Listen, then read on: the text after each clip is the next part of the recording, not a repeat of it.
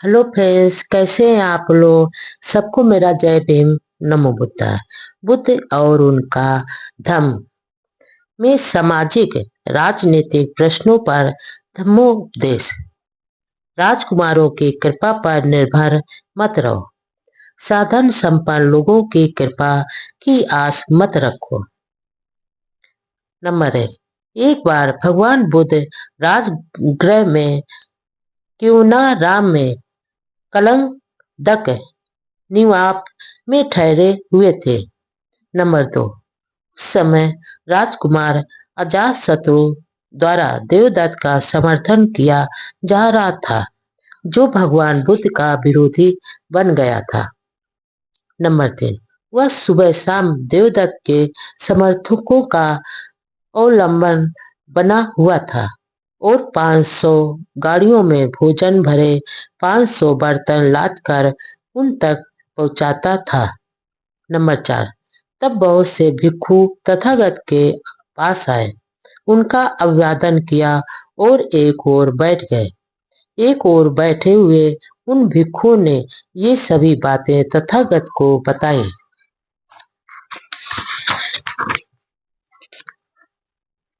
Number 5। तब तथागत ने भिक्षुओं को संबोधित करते हुए कहा, भिक्षुओं, राजाओं के लाभ सत्कार कृपा और खुशामद की इच्छा मत करो। जब तक भिक्षुओं अजातशत्रु 500 गाड़ियों में भोजन भरे 500 बर्तन लाद लाद कर देवदत्त के समर्थकों तक सुबह शाम पहुंचाता है, तब तक इसमें देवदत्त की हानि ही अपेक्षा की जानी चाहिए, आने वाले अच्छे समय की नहीं। नंबर 6। भिक्षुओं, यदि कोई किसी पागल कुत्ते की नाक तक कलेजी के टुकड़े को ले जाए तो वह कुत्ता और भी अधिक पागल हो जाएगा। इसी प्रकार भिक्षुओं, जब तक अजातशत्रु द्वारा देवदत्त का समर्थन किया जाता है, तब तक इसमें देवदत्त की हानि ही है, लाभ नहीं। भिक्षुओं, राजाओं से मिलने वाले लाभ सत्कार, अनुग्रह और चापलूसी आदि भयानक होते हैं। नंबर 7। वे शांति प्राप्ति के मार्ग की बहुत ही कटु दुखद बाधाएं हैं। नंबर 8। इसलिए भिक्षुओं, तुम्हें अभ्यास करना चाहिए कि जब हमें राजाओं से लाभ सत्कार कृपा और खुशामद और भेंट मिलेगी, हम उन्हें स्वीकार करेंगे, और जब वह सिर पर आ ही पड़े तो वे हमें जकड़ नहीं पाएंगे। हमारे हृदय में उनका कोई स्थान नहीं होगा और वे हमें राजकुमारों का गुलाम नहीं बना सकेंगे। पवित्र जीवन क्या है। नंबर 1। एक बार जब भगवान बुद्ध चारका कर रहे थे, उन्होंने अपने व्यवहार के अनुसार साथ में चल रहे भिक्षुओं को इस प्रकार उपदेश दिया। नंबर 2। भिक्षुओं, यह पवित्र जीवन लोगों को ठगने के लिए नहीं है, न ही उनकी कृपा लाभ प्रशंसा प्राप्त करने के लिए है, न ही विवाद की स्थिति में परेशानियों से उबरने के लिए, उनका अनुग्रह प्राप्त करने के लिए है, न ही यह इच्छा करने के लिए कि लोग जान जाएंगे कि यह अमुक है। इस पवित्र जीवन में इस प्रकार अभ्यास किया जाता है कि शरीर और वाणी को संयत रखा जाए, आश्रयों को दूर किया जाए तथा राग से विमुक्त और तृष्णा का क्षय किया जाए। स्नान से नहीं, धम्म से शरीर स्वच्छ व निर्मल होता है। नंबर 1। एक बार भगवान बुद्ध सावस्ती में विहार कर रहे थे। उस समय संगारव ब्राह्मण भी वहीं रह रहा था। वह पानी से शुद्धि मानने वाला था और पानी से शुद्धि का अभ्यास करता था। प्रायः रात दिन स्नान करना ही उसकी आदत बन गई थी। नंबर 2। अब पूज्य भंते आनंद प्रातःकाल चीवर धारण कर अपना पात्र चीवर साथ ले श्रावस्ती में भिक्षाटन के लिए निकले। श्रावस्ती में भिक्षा ग्रहण करके भोजन कर चुकने के बाद लौटकर आनंद महाथेर तथागत के पास पहुंचे। अभिवादन किया और एक ओर बैठ गए। इस प्रकार बैठे हुए आनंद महाथेर ने कहा, नंबर 3, भगवान, यहाँ श्रावस्ती में संगारोह नाम का एक ब्राह्मण रहता है। वह पानी से शुद्धि में विश्वास रखता है और पानी से शुद्धि का अभ्यास करता है। रात दिन अधिकांश समय स्नान करना उसकी आदत बन गई है। भगवान, अच्छा हो यदि आप संगारोह ब्राह्मण पर अनुकंपा करके उससे भेंट करने चले। नंबर 4, तथागत ने मौन रहकर अपनी स्वीकृति दी। नंबर 5, दूसरे दिन प्रातःकाल तथागत अपना चीवर पहन पात्र चीवर साथ ले संगारोह ब्राह्मण के घर जा पहुंचे। वहां पहुंचकर वे अपने लिए बिछाए गए आसन पर बैठ गए। नंबर 6, संगारोह ब्राह्मण तब तथागत के पास आया और उनका अभिवादन करके एवं कुशल क्षेम पूछकर एक ओर बैठ गया। नंबर 7, इस प्रकार उसके बैठ जाने पर संगारोह ब्राह्मण से तथागत ने पूछा, ब्राह्मण, जैसा लोग कहते हैं, क्या यह सच है कि तुम जल से शुद्धि में विश्वास रखते हो, पानी से शुद्धि का अभ्यास करते रहते हो और रात दिन अधिकांश समय स्नान करना तुम्हारी आदत बन गई है? नंबर 8, श्रमण गौतम, हाँ, यह सच है। नंबर 9, ब्राह्मण, किस लाभ की आशा में तुम इस प्रकार रात दिन स्नान करते रहने का अभ्यास करते हो? नंबर 10, श्रमण गौतम, यह इस तरह है कि दिन में मुझसे जो कुछ भी पाप कर्म होता है, मैं उसे उसी दिन सायंकाल स्नान द्वारा धो डालता हूँ।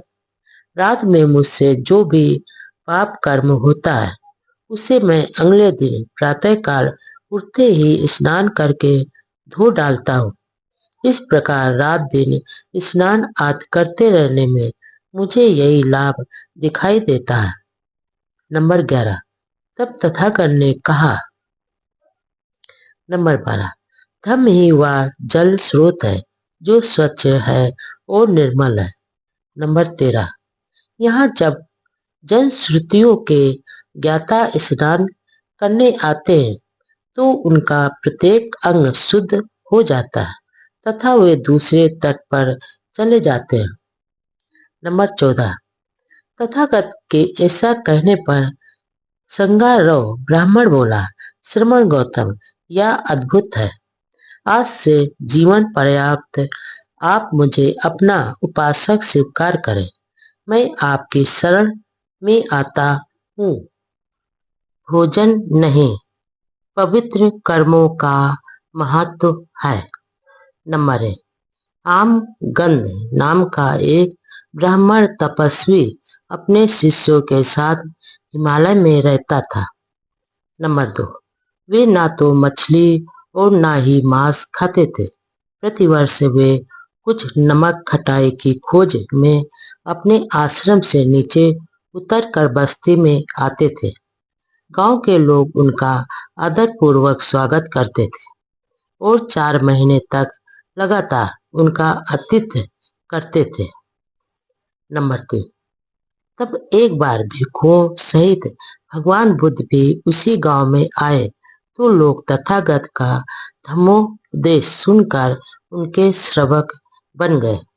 नंबर 4, सदा की भांति उस वर्ष तपस्वी आमगंध और उसके शिष्य भी उस गांव में आए, किंतु गांव के लोगों ने उसी उत्साह से उनका स्वागत नहीं किया। नंबर 5, आम गंध को यह जानकर निराशा हुई कि तथागत ने मछली और मांस के भोजन का निषेध नहीं किया। इस बात की पुष्टि करने के लिए वह श्रावस्ती के जेतवन बिहार पहुंचा, जहां उस समय तथागत विराजमान थे। वह बोला। नंबर 6, बाजरा, फलियां और फल खाने योग्य पत्ते और जड़ें, किसी भी लता पर लगने वाले फल उचित ढंग से प्राप्त की गई इन चीजों को जो भी सदाचारी खाता है, वह सुख भोग के लिए झूठ नहीं बोलता। नंबर 7, आप दूसरों के द्वारा दिए गए तथा अच्छी तरह से पकाए गए स्वादिष्ट, शुद्ध और उत्तम भोजन को ग्रहण करते हैं। जो इस प्रकार चावल से बनाए गए पुलाव का मजा लेता है, वह आम गंध खाता है। आप पक्षी के मांस के साथ पका हुआ बढ़िया चावल खाते हैं और कहते हैं कि मुझ पर आम गंध का दोष लागू नहीं होता। नंबर 8, मैं आपसे इसका अर्थ जानना चाहता हूँ कि आपका यह आम गंध किस तरह का है। नंबर 9, तथागत ने उत्तर दिया, जीव हिंसा करना, पीटना, काटना, बांधना, चुराना, झूठ बोलना, ठगना, धोखा देना, अनुपयोगी ज्ञान तथा व्यभिचार, ये आम गंध है, मांस का खाना नहीं। नंबर 10, इस संसार में जो व्यक्ति इंद्रिय विषयों में असंयत होते हैं, अच्छी लगने वाली वस्तुओं के प्रति लोभी होते हैं, अपवित्र कार्यों में लिप्त होते हैं, कुटिल होते हैं, नाशवादी विचार के होते हैं, अनुकरणीय नहीं होते हैं, ऐसा होना ही आम गंध है, मांस खाना नहीं। नंबर 11, इस संसार में जो लोग कटु होते हैं, कठोर होते हैं, चुगलखोर होते हैं, विश्वासघाती होते हैं, निर्दयी होते हैं, अहंकारी होते हैं, अनुदार होते हैं तथा किसी को कुछ भी न देने वाले होते हैं, ऐसा होना ही आम गंध है, मांस खाना नहीं। नंबर 12, क्रोध, अभिमान, दुराग्रह, विरोधी भाव, ठगी, ईर्ष्या, सेखी बघारना, अधिक अहंकार, कुसंगत या आम गंध है, मांस का खाना नहीं। नंबर 13, जो दुष्शील होते हैं, कर्ज को लौटाते नहीं है, दूसरे की झूठी निंदा करते हैं, ढोंगी होते हैं, जो इस संसार में निकृष्टतम होते हैं तथा इस प्रकार के दुष्कर्म करते हैं, यही आम गंध है, मांस का भोजन नहीं। नंबर 14, जो लोग संसार में दूसरों के प्रति असंयत होते हैं, जो दूसरों को हानि पहुंचाने में लगे रहते हैं, दूसरों की वस्तुएं छीन लेते हैं, दुष्शील होते हैं, निर्दयी होते हैं, कठोर होते हैं तथा अनादर करने वाले होते हैं, ऐसा होना ही आम गंध है, मांस भोजन नहीं। नंबर 15, जो लोभ या द्वेष के कारण प्राणियों पर आक्रमण करते हैं तथा सदैव कुकर्म करने के लिए तत्पर रहते हैं, वे मरणातर अंधकार में जाते हैं और सिर के बल नरक में गिरते हैं, ऐसा होना ही आम गंध है, मांस भोजन नहीं। नंबर 16, मछली तथा मांस भोजन से विरत रहने से, नंगे रहने से, सिर मुड़ाने से, जटाएं रखने से, भभूत रमाने से, मृग छाल धारण करने से, अग्नि में आहुति देने से, अमृत प्राप्त के निमित्त विभिन्न प्रकार की तपस्याएं करने से, जादू टोने से, बलि चढ़ाने से और ऋतु के अनुसार पूजा पाठ करने से आदमी की तब तक शुद्धि नहीं हो सकती जब तक उसके संदेह यानी भी चिकित्सा दूर नहीं होते। नंबर 17, संयत इंद्रिय हैं, जागरूक है। नंबर 17, जो संयतेंद्रिय हैं, जागरूक है, धम्म में स्थित है, जिसे शील पालना और भद्रता में आनंद का अनुभव होता है, जिसने आसक्ति को त्याग दिया है और सभी दुखों को जीत लिया है, वह बुद्धिमान आदमी देखने और सुनने में आसक्त नहीं होता। नंबर 18, यह अकुशल कर्म ही है जो आम गंध है, मांस भोजन नहीं। भोजन खाने का व्यक्ति की पवित्रता से कोई संबंध नहीं है। नंबर 1, एक ब्राह्मण भगवान बुद्ध के पास आया और उसने प्रश्न किया कि आदमी के चरित्र पर भोजन का कोई प्रभाव पड़ता है या नहीं।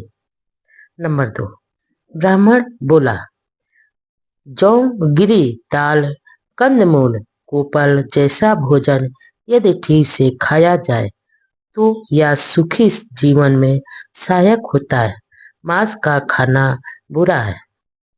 नंबर 3, भगवान ने उत्तर दिया, यद्यपि तुम कहते हो कि तुम मुर्दा मांस को नहीं छूते, तो भी तुम चिड़ियों के मांस से बना हुआ अपनी रुचि का पकवान खाते हो। मैं तुमसे पूछता हूँ कि मुर्दा मांस से तुम्हारा क्या अभिप्राय है। नंबर 4, किसी प्राणी की हत्या करना, किसी का अंग भंग करना, मारना, पीटना, बांधना, चोरी करना, झूठ बोलना, ठगी, छल कपट, व्यभिचार, ये सब मांस नहीं है तो भी ये मुर्दा मांस के भोजन जैसे ही है। नंबर 5, काम भोगों के पीछे पड़े रहना, पेटूपन, अपवित्र जीवन, वैर विरोध, ये सब मांस नहीं है तो भी ये मुर्दा मांस के बराबर ही है। नंबर 6, चुगली, निर्दयता, विश्वासघात, अत्यधिक अभिमान तथा घटिया कंजूसपन, ये सब मांस नहीं है तो भी ये मुर्दा मांस के बराबर है। नंबर 7, क्रोध, अहंकार, विद्रोह, चालाकी, ईर्ष्या, डींग हाँकना, अहंकार, कुसंगत, ये सब मांस नहीं है तो भी ये मुर्दा मांस के बराबर है। नंबर 8, हीन जीवन, झूठी निंदा, छल कपट, धोखाधड़ी, चालबाज की युक्ति, बदनामी, ये सब मांस नहीं है तो भी ये मुर्दा मांस के बराबर है। नंबर 9, भावावेश में हत्या तथा चोरी करना, ये अपराध सर्वनाश से भरे हैं और नरक के द्वार है। ये मांस नहीं है तो भी ये मुर्दा मांस के बराबर है। नंबर 10, न ही मांस और मच्छी आहार के त्याग से, न ही नग्न रहने से, न ही चोटी रखने से, न ही मुंडे रहने से, न ही मृग छाल पहनने से, न ही अग्नि पूजा से, न ही भविष्य के सुख के लिए तपस्या करने से, न ही धोने से, न ही यज्ञ हवन से और न ही धार्मिक अनुष्ठान से वह व्यक्ति स्वच्छ हो सकता है, जिसमें संदेह भी चिकित्सा है। नंबर 11, अपनी इंद्रियों को संयत रखो, अपने ऊपर काबू रखो, सत्य का पालन करो और दयावान रहो। जो शांत पुरुष सब बंधनों को तोड़ देता है और सब बुराइयों को समाप्त कर लेता है, वह सब कुछ देख सुनकर भी निष्कलंक अनासक्त रहता है।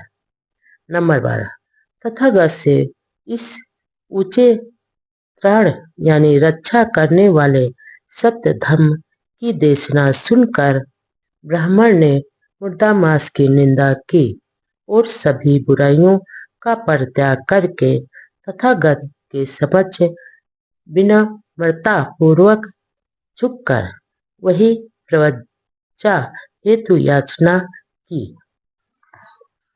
ईश्वर से प्रार्थनाएं और याचनाएं करना बेकार है। नंबर 1। एक बार भगवान बुद्ध ने वह सेठ से बातचीत करते हुए कहा। नंबर 2। यदि यह अचिरवती नदी ऊपर तक लबालब भरी हो और एक आदमी जिसे नदी के दूसरे तट पर काम हो वह आए और इसे पार करना चाहे। नंबर 3। और किनारे पर खड़ा होकर वह दूसरे किनारे का आह्वान करे, हे उधर के किनारे इस ओर आओ, हे उधर के किनारे इधर आओ। नंबर 4। हे वाह सेठ, तुम क्या समझते हो कि आदमी के प्रार्थना करने से और आह्वान करने से, आशा करने से, स्तुति करने से क्या वह दूसरा किनारा उधर से इधर चला आएगा? नंबर 5। ठीक इसी प्रकार वह सेठ 3 वेदों के जानकर ब्राह्मण उन गुणों के अभ्यास को छोड़कर जो वास्तव में किसी को सच्चा ब्राह्मण बनाते हैं और उन 2 गुणों का अभ्यास करके जो व्यक्ति को अब्राह्मण बनाते हैं, ऐसी प्रार्थनाएं करें। नंबर 6। हे इंद्र, हम तेरा आवाहन करते हैं। हे ब्रह्मा, हम तेरा आवाहन करते हैं। हे ईशान, हम तेरा आवाहन करते हैं। हे प्रजापति, हम तेरा आवाहन करते हैं। हे ब्रह्म, हम आवाहन करते हैं, आवाहन करते हैं, आवाहन करते हैं। नंबर 7। वह सेठ वास्तव में ऐसी प्रार्थना, ऐसा आवाहन, ऐसी आशा और ऐसी स्तुति करने के कारण ये ब्राह्मण अपनी मृत्यु के बाद क्या ब्रह्मा में लीन हो जाएंगे? निश्चय से इन कारणों से ऐसा हो ही नहीं सकता। मृत्यु के बाद के जीवन की चिंता व्यर्थ है। नंबर 1। एक बार पूज्य भिक्षु महाकश्यप तथा भंते सारपुत्र वाराणसी के पास ऋषि पतन के मृग दाव में ठहरे हुए थे। नंबर 2। भंते सारपुत्र शाम के समय ध्यानावस्था से उठकर भंते महाकश्यप के पास गए और एक ओर बैठ गए। नंबर 3। इस प्रकार बैठे हुए सारपुत्र ने भंते महाकश्यप से कहा, कश्यप, क्या तथागत मृत्यु के पश्चात रहते हैं? नंबर 4। भगवान बुद्ध ने यह व्यक्त नहीं किया कि तथागत मृत्यु के बाद रहते हैं। नंबर 5। तब क्या तथागत मृत्यु के बाद रहते भी हैं और नहीं भी रहते हैं? नंबर 6। भगवान बुद्ध ने यह भी व्यक्त नहीं किया कि तथागत रहते भी हैं और नहीं भी रहते हैं। नंबर 7। तो क्या तथागत मृत्यु के बाद नहीं भी रहते? भगवान बुद्ध ने यह भी व्यक्त नहीं किया है। नंबर 8। किंतु तथागत ने इसे अव्यक्त क्यों रखा? नंबर 9। यह एक ऐसा प्रश्न है जिसका मानवता के लाभ से अथवा श्रेष्ठ जीवन के आरंभिक सिद्धांत से कोई भी संबंध नहीं है। इससे न ही पूर्ण प्रज्ञा और न ही निर्वाण प्राप्त किया जा सकता। यही कारण है कि तथागत ने इसे अव्यक्त रखा है। जीवन में सम्यक दृष्टि का प्रथम स्थान क्यों है? नंबर 1। अष्टांगिक मार्ग में सम्यक दृष्टि श्रेष्ठतम है। नंबर 2। सम्यक दृष्टि श्रेष्ठ जीवन के प्रत्येक अंग की भूमिका है, चाबी है और ज्ञान का बोध कराती है। नंबर 3। और सम्यक दृष्टि यानी प्रज्ञा की जानकारी का न होना सभी बुराइयों की जड़ है। नंबर 4, सम्यक दृष्टि के विकास के लिए आवश्यक है कि आदमी जीवन की प्रत्येक घटना को प्रत्यय सम उत्पन्न जाने। सम्यक दृष्टि रखने का अर्थ है प्रत्यय सम उत्पाद यानी कार्य कारण के नियम को जान लेना।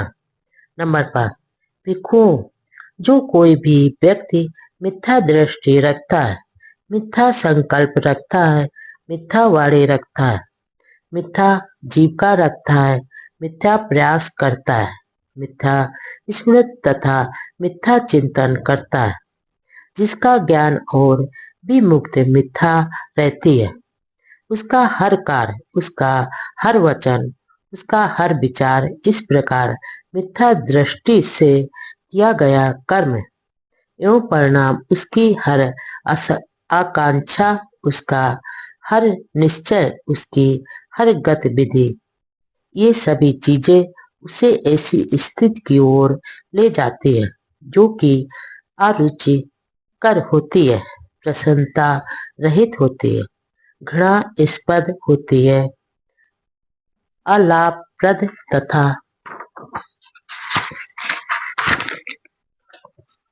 दुखद होती है। ऐसा क्यों? मिथ्या दृष्टि के कारण। नंबर 6, ठीक, आचरण ही पर्याप्त नहीं है। एक छोटे बालक का आचरण ठीक हो सकता है, किंतु इसका यह अर्थ नहीं कि उसे ठीक आचरण का ज्ञान है। ठीक आचरण के लिए ठीक आचरण का ज्ञान आवश्यक है। नंबर 7, आनंद, किसे अर्थात भिक्षु कहा जा सकता है?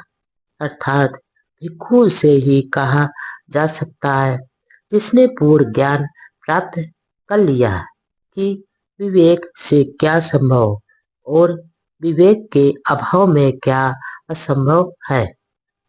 5 बंधन। नंबर 1, एक बार तथागत सावस्ती में अनाथ पिंडक के जेठ वनाराम में विहार कर रहे थे। तब तथागत ने भिक्षुओं को संबोधित किया। भिक्षुओं, भदंत कहकर भिक्षुओं ने उत्तर दिया। तब तथागत ने इस प्रकार कहा। नंबर 2, भिक्षुओं, मेरे द्वारा बताए गए उन 5 बंधनों का ध्यान रखो जो आदमी को नीचे की ओर ले जाते हैं। नंबर 3, इस पर भिक्षु मालूक्य पुत्र ने तथागत से इस प्रकार निवेदन किया। नंबर 4, भगवान, मैं उन 5 बंधनों का ध्यान रखता हूँ। नंबर 5, मालूक्य पुत्र, तू उन 5 बंधनों का किस प्रकार ध्यान रखता है? नंबर 6, भगवान, मुझे ध्यान है जो आपने शरीर की अवस्था यानी सत्य, दिठी, विचिकित्सा यानी संदेह, अनुष्ठान एवं धार्मिक कृत्य पर निर्भरता, विषय शक्ति में आनंद और द्वेष के बारे में बताया है कि ये सभी बंधन है जो पतन की ओर ले जाते हैं। ये 5 बंधन है जिनके बारे में मैं जागरूक रहता हूँ। नंबर 7, मालूक्य पुत्र, ये 5 बंधन किसके लिए बताए गए? क्या तू इन 5 बंधनों को ध्यान में रखता है? क्या दूसरे मतों के अनुयायी छोटे बालक की उपमा देकर भत्सना के लिए तुझे ऐसा नहीं कहेंगे? नंबर 8, किंतु मालूक्य पुत्र, आकाश की ओर मुंह करके लेटे हुए अबोध छोटे बालक की काया अविकसित होती है। उसमें सत्काय दिट्ठी कहाँ से उत्पन्न हो सकती है? फिर भी उसमें सत्काय दिट्ठी के प्रति प्रवृत्ति तो होती है ही है। नंबर 9, इस प्रकार मालूक्य पुत्र आकाश की ओर मुंह करके लेटे हुए अबोध छोटे बालक का चित्त अविकसित होता है, तब उसमें चित्त की बीज चिकित्सा कहाँ से उत्पन्न हो सकती है? हाँ, फिर भी उसमें बीज चिकित्सा की प्रवृत्ति रहती है।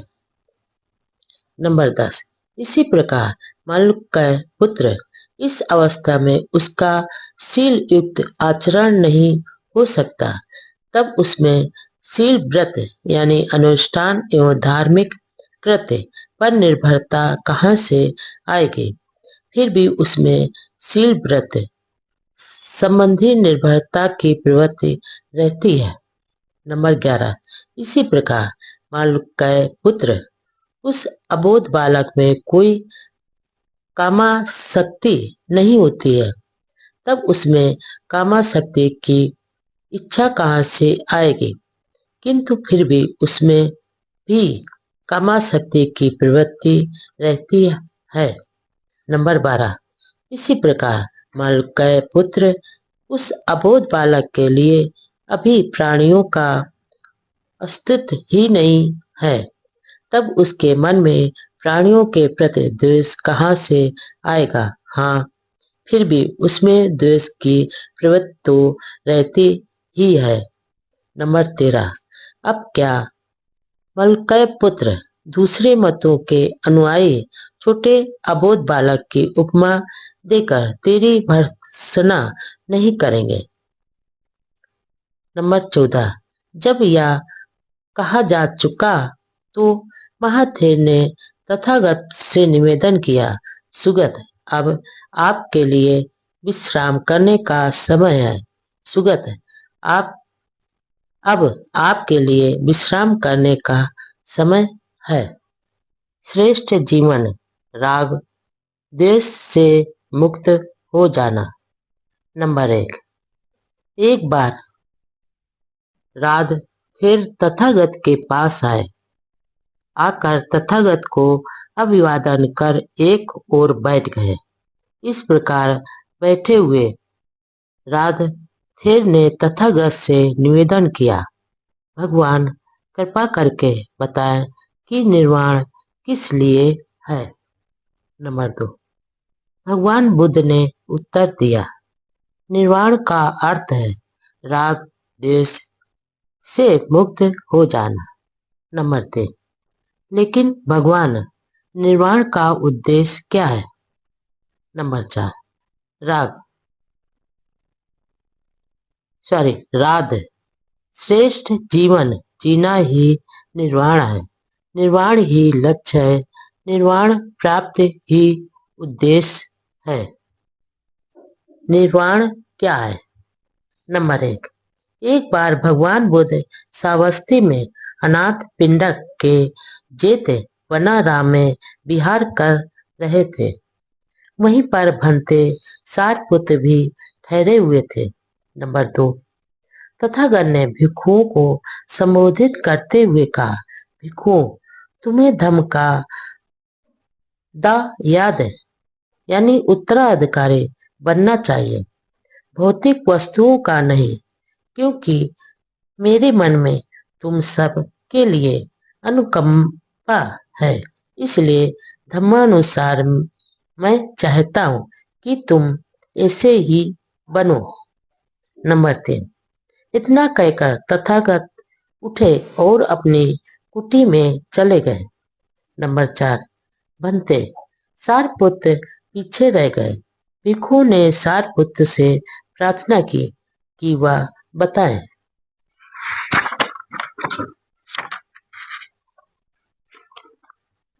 कि निर्वाण क्या है।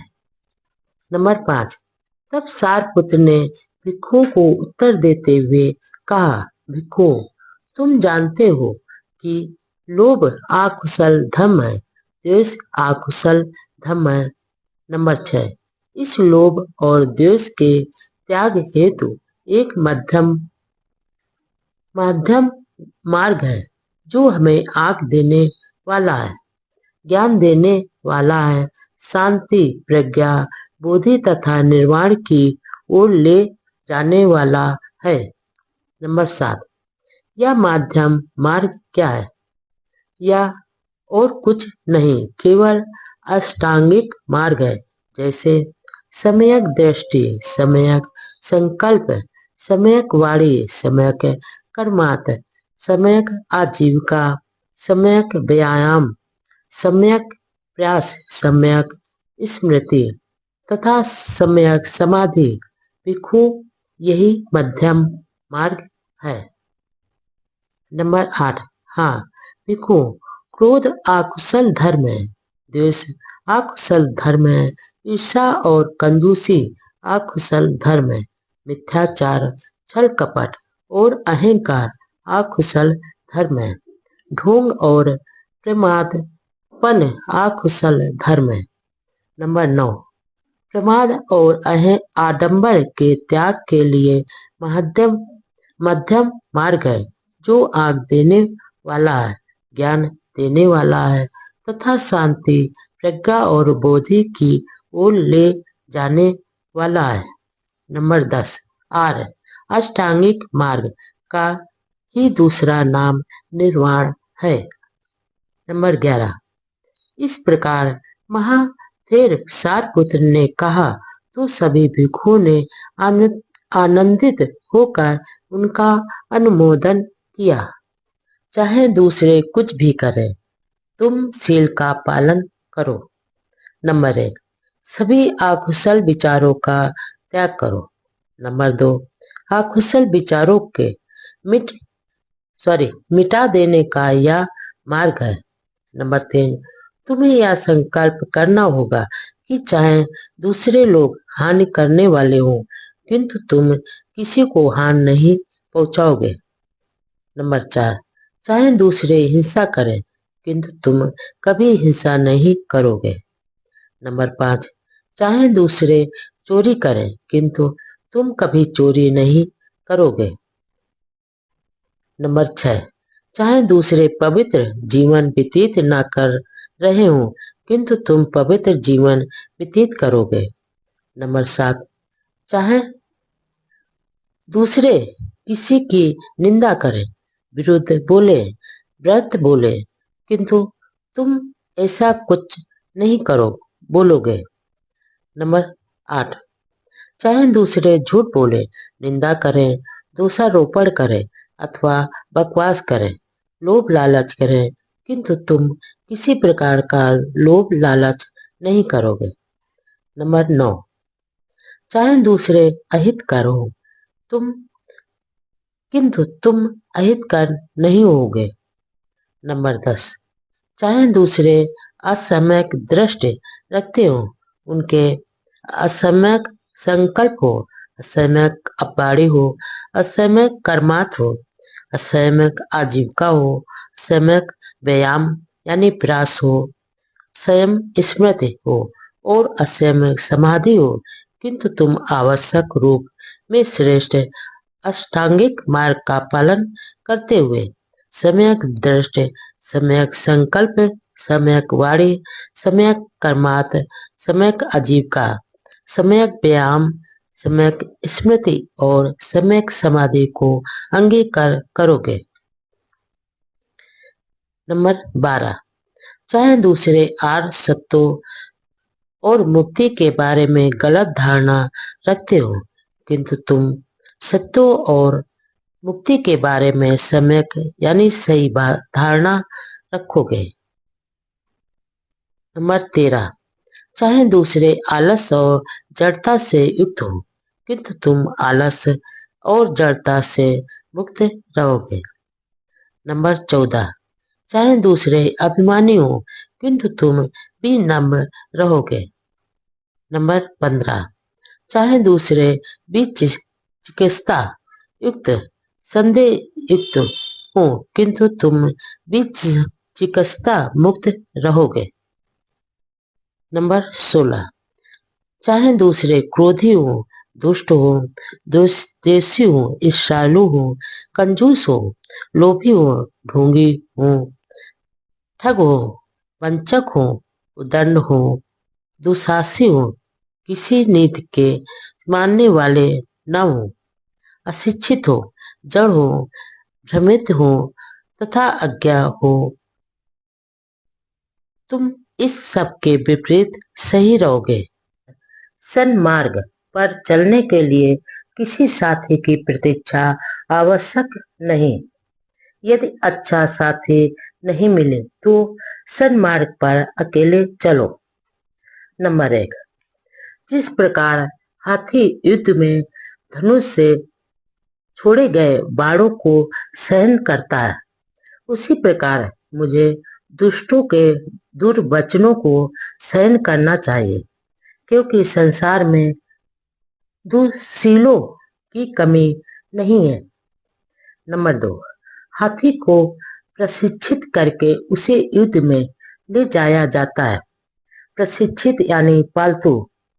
हाथी की पीठ पर राजा बैठता है, इसलिए प्राणियों में वही प्रशिक्षित यानी शांत व्यक्ति है, जिसे कोई कटु वचन विचलित नहीं करता। नंबर 3, प्रशिक्षित खच्चर अच्छे होते हैं। सिंधु नस्ल के प्रशिक्षित श्रेष्ठ अश्व अच्छे होते हैं। प्रशिक्षित बलशाली हाथी अच्छा होता है। स्वयं संयत व्यक्ति सभी प्राणियों में श्रेष्ठ होता है। नंबर 4, ऐसे श्रेष्ठ वाहन भी हमें निर्वाण पथ पर आगे ले जाने में सहायक नहीं हो सकते। हम स्वयं निर्भर, स्वयं संयत होकर ही निर्वाण पथ पर अग्रसर हो सकते हैं। नंबर 5, आप प्रमाद में रहकर आनंद प्राप्त करो। अपनी स्मृति के प्रति जागरूक रहो, कभी प्रमाद मत करो। स्वयं को कुपथ से हटाकर सुपथ पर लाओ, जैसे हाथी को दलदल से निकाल रहे हो। नंबर 6, यदि तुम्हें कोई श्रेष्ठ दृढ़ बुद्धिमान साथी मिल जाए तो अपनी सभी चिंताओं को छोड़कर उसके साथ प्रसन्नता पूर्वक विचरण करो। नंबर 7, यदि तुम्हें कोई श्रेष्ठ दृढ़ बुद्धिमान साथी नहीं मिले तो जिस प्रकार शत्रु द्वारा पीछा किए जाने पर राजा सीमा को छोड़कर चला जाता है, उसी प्रकार तुम भी जंगल में अकेले विचरण कर रहे हाथी की तरह एकांत में चले जाओ। नंबर 8, एकांत का जीवन उत्तम है। मूर्खों का साथ अच्छा नहीं हो सकता। अकेले रहो, कोई पाप कर्म मत करो। अल्प असत्ताओं के साथ अकेले रहो। जिस प्रकार जंगल में बलशाली हाथी अकेला विचरण करता है। देखें, सदाचरण में संपूर्णता कैसे प्राप्त की जाए। नंबर 1, एक समय जब भगवान बुद्ध श्रावस्ती में जेतवनाराम में विराजमान थे, उनके पास 500 उपासक आए। उनमें से एक का नाम धम्मिक था।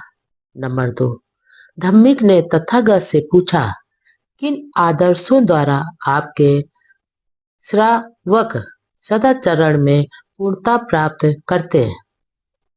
नंबर 3, मैं आपसे यह प्रश्न इसलिए पूछता हूँ क्योंकि आप जन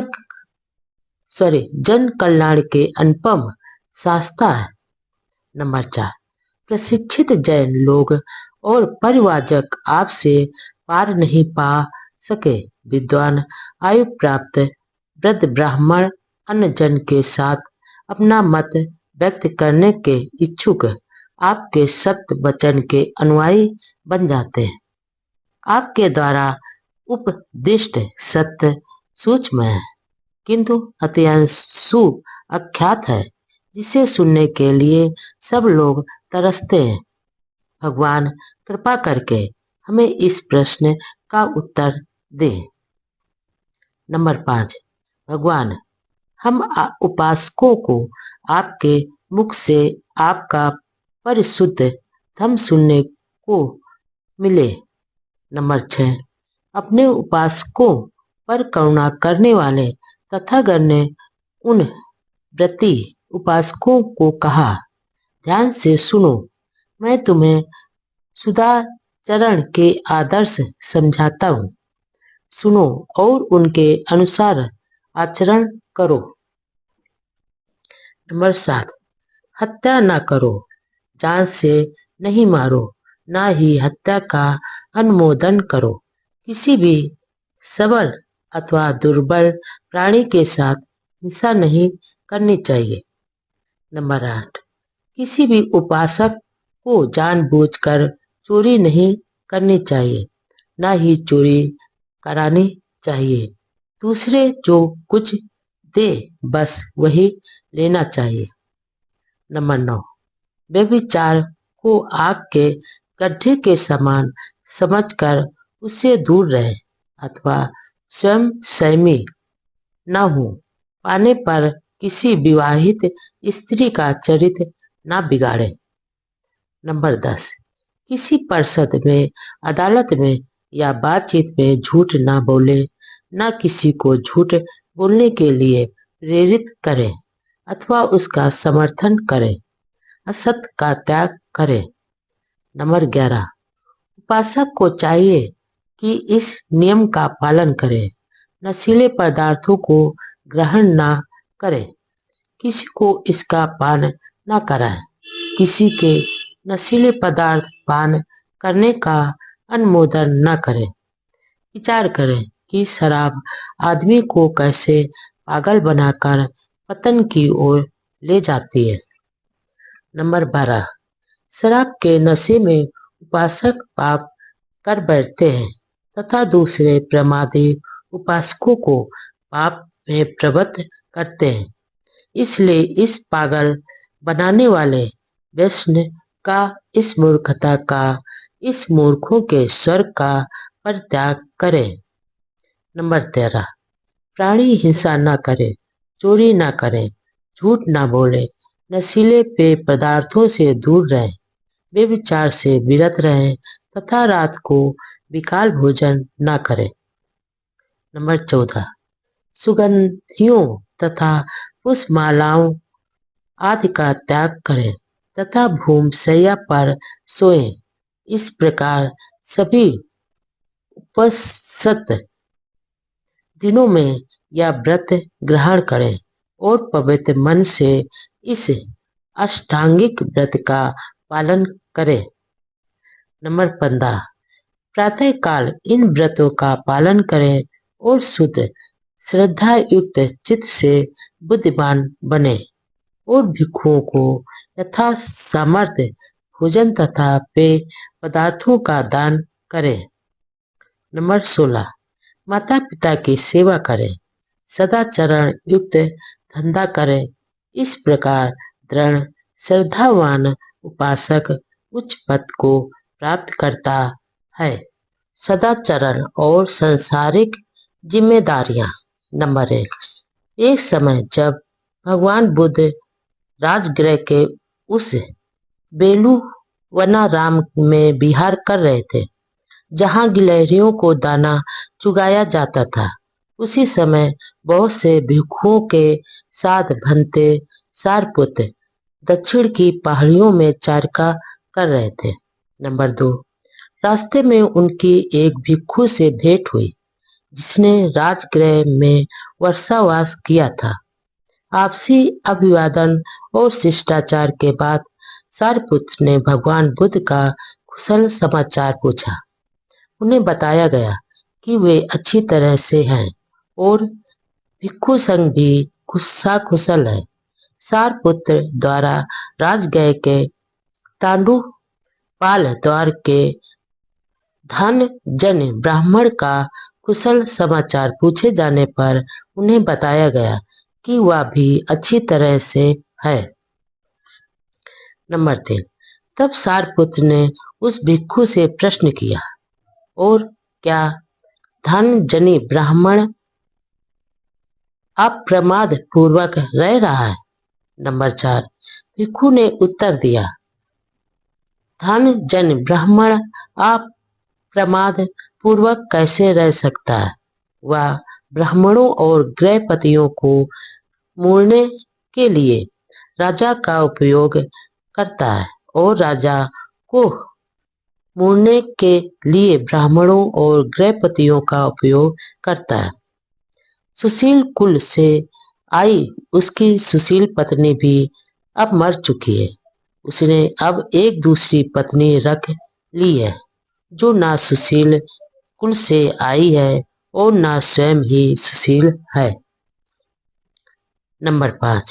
भंते सारपुत्र बोले, धन जने के प्रमाद के बारे में यह तो सचमुच बहुत बुरा समाचार सुनने को मिला।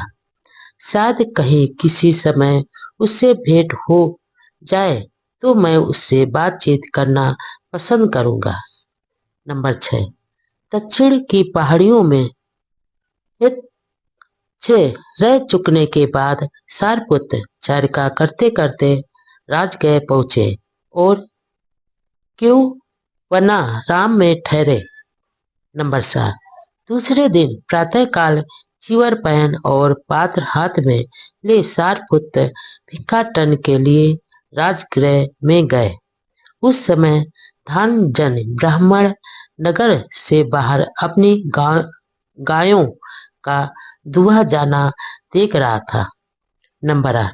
भिक्षाटन के पश्चात भोजन कर चुकने के बाद सारपुत्र ने उस ब्राह्मण को ढूंढ लिया। सारपुत्र को आता देख वह ब्राह्मण उन्हें मिलने के लिए आया और बोला कि भोजन से पूर्व यह दूध पीने का समय है। नंबर 9। ब्राह्मण, नहीं, मैंने आज का भोजन कर लिया और अब माध्य के समय एक वृक्ष की छाया के नीचे विश्राम करूंगा। मुझे मिलने के लिए आप वहां आना। नंबर 10। धनजनी ने स्वीकार किया और स्वयं खाना खा चुकने के बाद सारपुत्र के पास आया और अभिवादन करके बैठ गया। नंबर 11। सारपुत्र ने ही बातचीत आरंभ की। धनजनी, क्या मैं विश्वास करूं कि तुम में अप्रमाद जिज्ञासा और सदाचरण है। नंबर 12। ऐसा कैसे हो सकता है जब अपने खाने पीने की चिंता करने के अतिरिक्त मुझे अपने माता पिता, पत्नी और परिवार, दास और सेवकों का भरण पोषण करना पड़ता है। अपने परिचितों, मित्रों, रिश्तेदारों और अतिथियों का आतिथ्य करना पड़ता है। अपने मृत पितरों का श्राद्ध भी करना पड़ता है। देवताओं को भी बलि देनी पड़ती है और राजा को भी कर चुकाना पड़ता है। नंबर 13। धनजनी, तुम क्या सोचते हो? मान लो कि एक आदमी ने अपने माता पिता के कारण न्याय और औचित्य का त्याग कर दिया और दंडित किए जाने पर वह कहे कि माता पिता के कारण ही उसने न्याय और औचित्य का मार्ग छोड़ दिया, इसलिए उसे दंडित ना किया जाए। नंबर 14। नहीं, इन सभी अनुरोधों के बावजूद जेलर उसे जेल में डाल देगा। नंबर 5। क्या इससे उसे कोई लाभ होगा? यदि वह स्वयं की ओर से अथवा पत्नी और परिवार के हित का तर्क प्रस्तुत करते हुए कहे कि उनके कारण ही उसने न्याय और औचित्य के पद का त्याग कर दिया था। नंबर 16। नहीं। नंबर 17। क्या इससे उसे कोई लाभ होगा यदि उसके दास या दूसरे नौकर चाकर उसकी वकालत करें? नंबर 18। बिल्कुल नहीं। नंबर 19। अथवा उसके मित्र एवं परिचित उसकी वकालत करें? नंबर 20। बिल्कुल नहीं। नंबर 21। अथवा उसके रिश्तेदार एवं अतिथि उसकी वकालत करें? नंबर 22। बिल्कुल नहीं। नंबर 23। अथवा उसके मृत पितृगण ही उसकी वकालत करें कि उसने देवताओं को बलि देने के लिए या राजा को कर देने के लिए न्याय और औचित्य के मार्ग का त्याग कर दिया था। नंबर 24, बिल्कुल नहीं। नंबर 25, अथवा इससे कोई लाभ होगा यदि वह स्वयं या उसकी ओर से दूसरे वकालत करें कि उसने अपने खाने पीने और आराम के लिए न्याय और औचित्य का मार्ग छोड़ दिया। नंबर 26, नहीं। नंबर 27, धन जनी, तुम क्या सोचते हो, दोनों में से कौन आदमी उत्तम है? क्या वह जो अपने माता पिता की खातिर न्याय और औचित्य का पथ त्याग देता है, अथवा वह जो उनकी चिंता न कर न्याय और औचित्य के पथ को नहीं त्यागता? नंबर 28, धन जनी ने उत्तर दिया, बाद वाला, क्योंकि न्याय और औचित्य के पथ पर चलना ही न्याय और औचित्य के पथ का त्याग करने से अच्छा है। नंबर 29, और फिर धन जनी दूसरे आचरण हैं जो स्वयं में अच्छे हैं, जिनके द्वारा व्यक्ति बिना कुमार्ग पर चले अपने माता पिता का पालन पोषण कर सकता है। तो क्या स्त्री, परिवार और सभी दूसरों के संबंध में यही बात लागू नहीं होती? नंबर 30, सारपुत्र, यही लागू होती है। नंबर 31, तब पूजनीय सारपुत्र के कथन से प्रसन्न हो धनजनी ब्राह्मण ने उन्हें धन्यवाद दिया और उठकर अपने मार्ग पर चल दिया। जीवन में सदाचरण की आवश्यकता क्यों? नंबर 1, तब तथागत ने पाटली ग्राम के उपासकों को संबोधित किया। नंबर 2, हे गृहपतियों, दुष्ट तथा दुराचारी आदमी को ये दुष्परिणाम भुगतने पड़ते हैं। नंबर 3, दुष्ट तथा दुराचारी आदमी को प्रमाद के कारण संपत्ति की बहुत बड़ी हानि उठानी पड़ती है। नंबर 4, फिर उसका अपयश होता है जो उसे दुनिया की नजरों में गिराकर बदनाम कर देता है। नंबर 5, वह किसी भी संगत में जाए, चाहे वह कुलीन परिषद हो, चाहे ब्राह्मण परिषद हो, चाहे गृहपति परिषद हो, अथवा चाहे श्रमण परिषद हो, वह उसमें बहुत संकोच से जाता है और लज्जित हो जाता है। वह निर्भय नहीं होता। या तीसरी हानि है। नंबर 6, फिर मरते समय उसे मानसिक शांति नहीं होती, वह मरण काल में दुखी रहता है। या चौथी हानि है। नंबर 7, हे गृहपतियों, दुष्ट तथा दुराचारी आदमी को ये दुष्परिणाम भुगतने पड़ते हैं। नंबर 8, हे गृहपतियों, अब उन लाभों का विचार करो जो सदाचारी तथा गुणवान आदमी को प्राप्त होते हैं। नंबर 9, जो सदाचारी आदमी गुणवान होकर रहता है, उसके पास बहुत संपत्ति हो जाती है और यह उसके अपने प्रयास के कारण होती है। नंबर 10, तब उसका सुयश फैल जाता है, वह हर जगह सम्मानित होता है। नंबर 11, वह जिस किसी भी संगत में जाता है, चाहे वह कुलीन परिषद हो, चाहे ब्राह्मण परिषद, चाहे गृहपति परिषद हो, अथवा श्रमण परिषद हो, वह उसमें साहस और विश्वास के साथ प्रविष्ट होता है। नंबर 12, फिर उसे मानसिक शांति प्राप्त रहती है। मरते समय वह चित्त की शांति के साथ शरीर त्यागता है। नंबर 13, मूर्ख आदमी पाप करते समय यह नहीं जानता कि वह पाप कर रहा है। उसके अपने पाप कर्म उसे अग्नि के समान जला देते हैं। नंबर 14, जो कोई किसी अहानिकार और निर्दोष व्यक्ति को दुख देता है, वह या तो भीषण विनाश को प्राप्त होता है, या उसका चित्त विक्षिप्त हो जाता है, या उसके नातेदारों की हानि होती है, या उसका सभी धन हानि को प्राप्त होता है। सदाचरण क्या है? नंबर 1, एक बार जब भगवान बुद्ध कौशल में महान भिक्षु संघ सहित भिक्षा हेतु चर्चा कर रहे थे, तो वह साला नमक एक ब्राह्मण ग्राम में पहुंचे।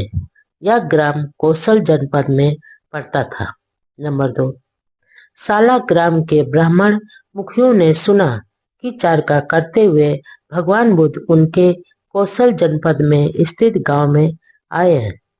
नंबर 3, उनको लगा कि भगवान बुद्ध के दर्शनार्थ जाना अच्छा है, इसलिए साला ग्राम के ब्राह्मण भगवान बुद्ध के पास गए और कुशल क्षेम पूछकर एक ओर बैठ गए। नंबर 4, उन्होंने तथागत से प्रार्थना की, कृपया बताएं कि सदाचरण का क्या अर्थ है। नंबर 5, ब्राह्मणों से भगवान बुद्ध ने कहा, शरीर के 3 दुराचरण होते, वाणी के 4 दुराचरण होते और मन के 3 दुराचरण होते। नंबर 6, जहां तक शरीर के दुराचरण की बात है, एक आदमी रक्त रंजित हाथों से शिकारी की तरह हत्यारा होते हुए प्राणियों के प्रति निर्दयी होकर हत्या करता है,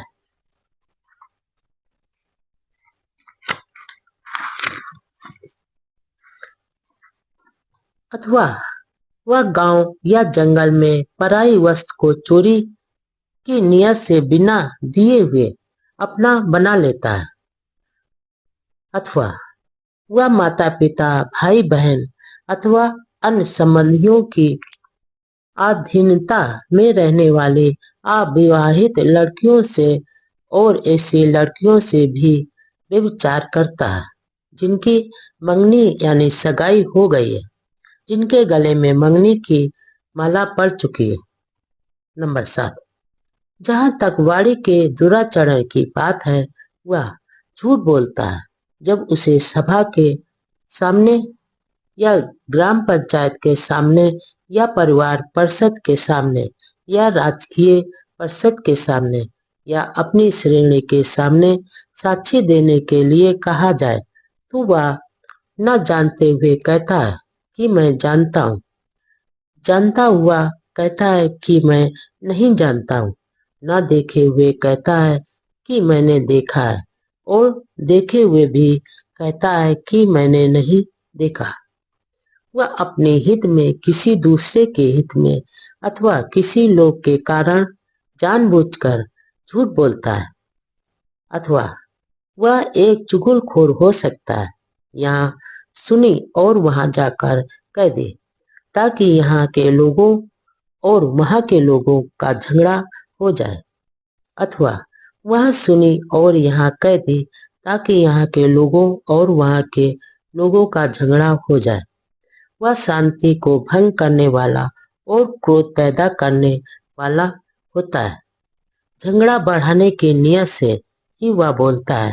झगड़ा कराने में ही उसे आनंद आता है, मजा आता है, प्रसन्नता होती, अथवा वह जुबान का कड़वा हो सकता है। जो कुछ वह बोलता है वह अप्रिय और कठोर होता है, दूसरों के दिलों को घायल करने वाला, दूसरों को दुख पहुंचाने वाला, क्रोध को पैदा करने वाला और व्याकुलता पैदा करने वाला होता है, अथवा वह बहुत बोलने वाला हो सकता है, व्यर्थ की बात करते रहने वाला, हानिकारक बात करने वाला, कभी नीति की बात न करने वाला, सदा ही तुच्छ, असामयिक, उद्देश्यनीय तथा निष्प्रयोजन और अलाभकारी बात करने वाला होता है।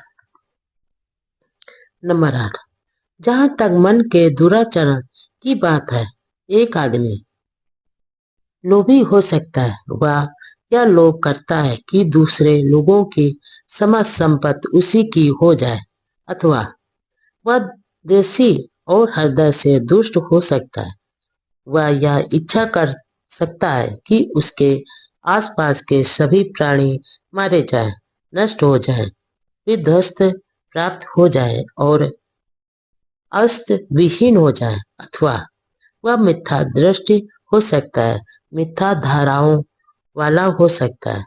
वह यह मानता है कि दान, त्याग, यज्ञ अथवा दक्षिणा जैसी कोई चीज नहीं, शुभ अशुभ कर्मों के फल जैसी कोई चीज नहीं, लोक परलोक जैसी कोई चीज नहीं, माता पिता या दूसरे संबंधी जैसी कोई चीज नहीं, और संसार में ऐसे श्रमण ब्राह्मण नहीं है जिन्होंने सम्यक मार्ग ग्रहण कर या सम्यक मार्ग पर चलकर इस लोक तथा परलोक का अर्थात ज्ञान प्राप्त किया हो और दूसरों को भी कराया हो। नंबर 9, इनके विपरीत शरीर के 3 सदाचरण और गुण हैं, वाणी के 4 सदाचरण हैं और मन के 3 सदाचरण हैं। नंबर 10, जहां तक शारीरिक सदाचरण की बात है, एक आदमी जीव हिंसा से विरत रहता है, हर तरह की प्राणी हिंसा से विरत रहता है, वह दंड त्यागी, खड्ग त्यागी, निष्पाप होता है, दयालु होता है, उसके मन में हर प्राणी के लिए करुणा और अनुकंपा रहती है, वह चोरी का त्याग करता है, वह दूसरों की किसी ऐसी चीज को नहीं लेता जो उसे दी ना गई हो, वह ईमानदारी का जीवन व्यतीत करता है, वह काम भोग संबंधी मिथ्याचार से दूर रहता है, वह ऐसी लड़कियों से सहवास नहीं करता जो माता पिता, भाई बहन अथवा अन्य संबंधियों की अधीनता में रहने वाले अविवाहित हों, और ऐसी लड़कियों से भी जिनकी सगाई हो गई हो एवं जिनके गले में सगाई की माला पड़ चुकी हो।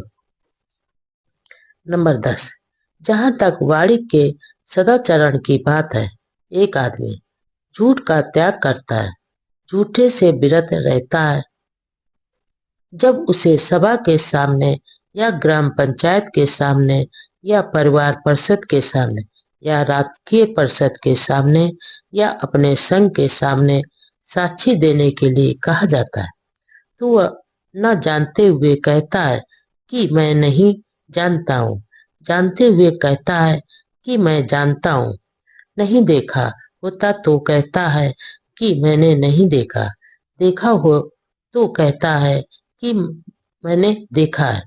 वह अपने हित में या दूसरे लोगों के हित में अथवा किसी तुच्छ लाभ के कारण जानबूझकर झूठ नहीं बोलता, वह झूठी निंदा नहीं करता, वह वहां सुनी को यहाँ नहीं कहता जिससे वहां के लोगों और यहाँ के लोगों में झगड़ा हो जाए, सौहार्द को बढ़ाने वाला और मैत्री को स्थापित करने वाला होता है, शांति स्थापित करने के उद्देश्य से ही वह बोलता है, मेल मिलाप कराने में ही उसे आनंद आता है, प्रसन्नता होती और हर्ष होता है, उसकी बाड़ी में कड़वाहट नहीं होती और वह कटु बात से दूर रहता है, जो कुछ भी वह बोलता है उसमें कटुता नहीं होती, आनंद होता है, मैत्री होती है, निश्चलता होती है,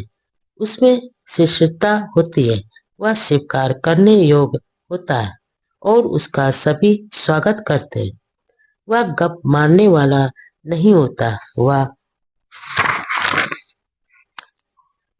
गप से दूर रहता है, समय अनुसार सत्य के अनुरूप बोलता है, जो सदा लाभकारी होता है, सिद्धांत के अनुसार होता है, ऐसी बात बोलता है जो समय अनुकूल हो, ऐसी बात जो याद रहे, ऐसी बात जो ज्ञान से भरी हो, ऐसी बात जो ठीक से कही गई हो तथा ऐसी बात जो हितकर हो।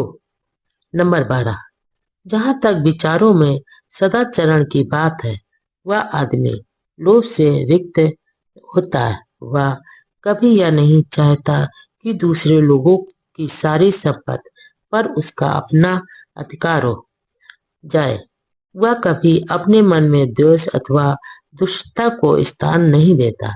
उसकी यही इच्छा रहती है कि उसके आसपास के सभी प्राणी शांति और सुख के साथ रहे, सुरक्षित रहे, हर प्रकार की शत्रुता और अत्याचार से बचे रहे।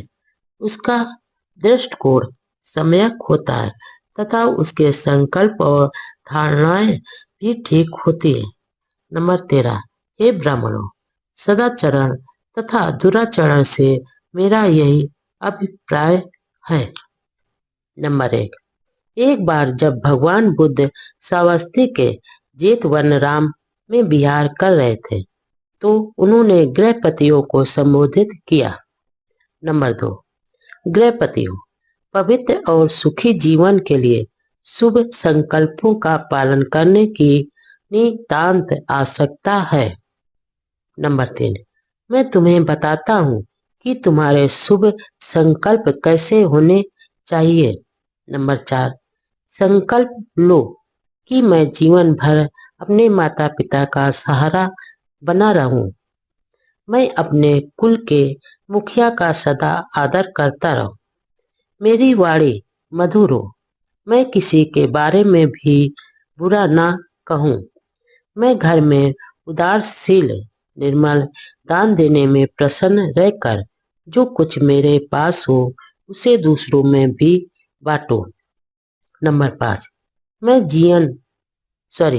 जीवन पर्यंत इच्छा रहित रहूं और यदि मुझ में क्रोध पैदा हो तो मैं तुरंत उस पर संयम पालूं। नंबर 6।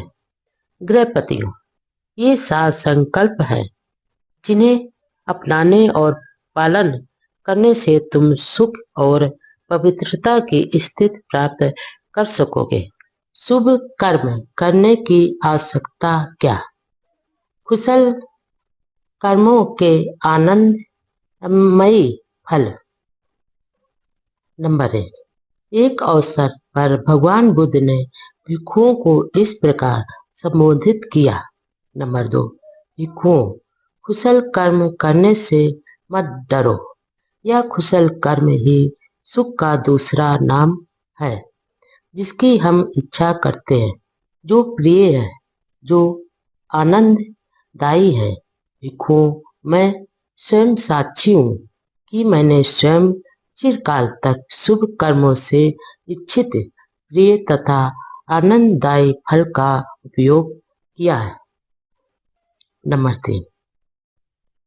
मैं प्रायः अपने आप से पूछता हूँ कि यह किस कुशल कर्म का फल है, यह किस कुशल कर्म का परिणाम है कि मैं इस समय इतना प्रसन्न और सुखी हूँ।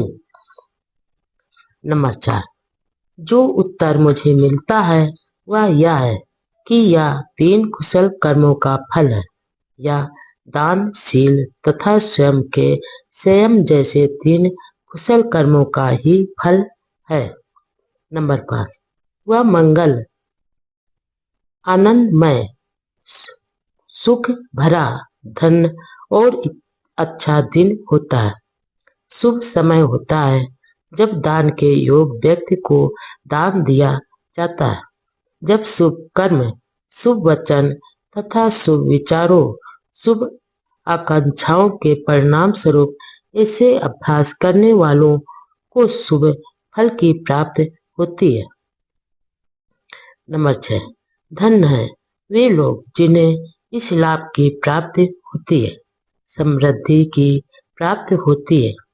इसी प्रकार तुम भी अपने सारे सगे संबंधियों सहित रोग से मुक्त रहकर समृद्धि को प्राप्त करो।